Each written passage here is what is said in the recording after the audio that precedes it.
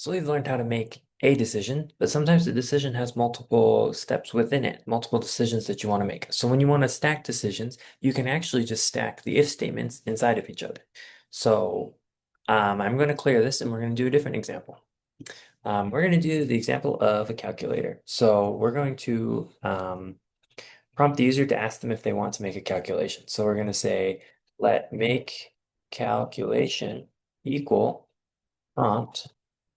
Do you want to make a calculation? And then we can use an if statement. So we'll say if make calculation is yes, then we want to do something. Otherwise, we want to alert goodbye. Well, that's great. But once we have figured out that they want to make a calculation, we want to ask them what kind of calculation they want to make. So let's ask them. So we'll say let operation equal prompt. What operation would you like to use? And we'll put add, subtract, multiply, divide. Just to give the user some options. I'm going to close this side panel so you can see all of my code.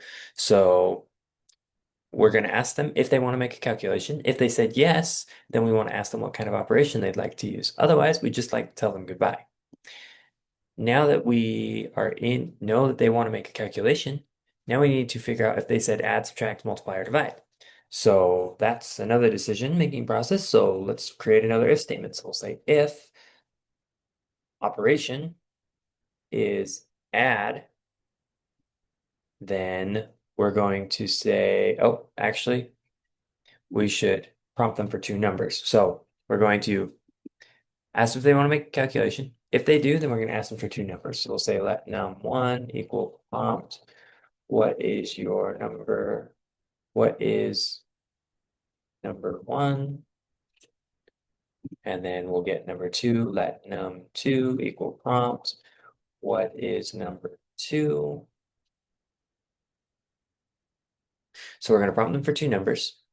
We're going to ask them what kind of operation they'd like to do. If they say add, then we want to alert. And I'm going to use those characters.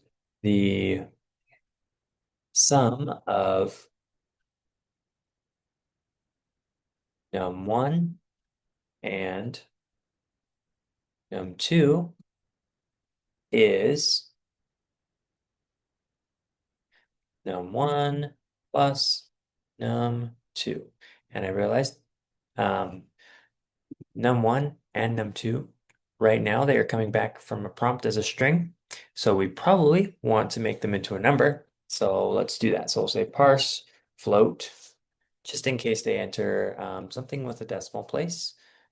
And we'll parse float on this one as well.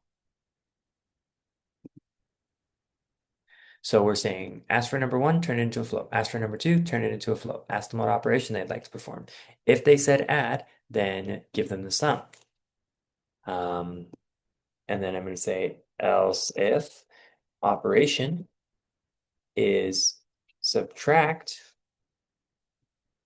then alert. The result is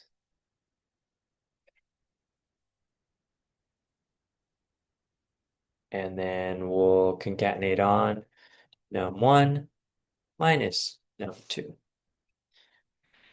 And you could keep going and you could do multiply and divide. For the sake of time, I am just going to stop there. So what we've done is we've nested a decision in a decision. So we said, if they said yes, then we want to do some processing. Part of that processing is we want to decide if we want to add or subtract. If they said no, then we just want to say goodbye. So we'll save this and we'll visit our webpage and it says, do you want to make a calculation? We'll say yes. And then it says, what is number one? One. What is number two? One. Do you want to add, subtract, multiply, or divide? If I say add, then I get the sum of one and one is two. If I reload the page, it says, do you want to make a calculation? I can say yes.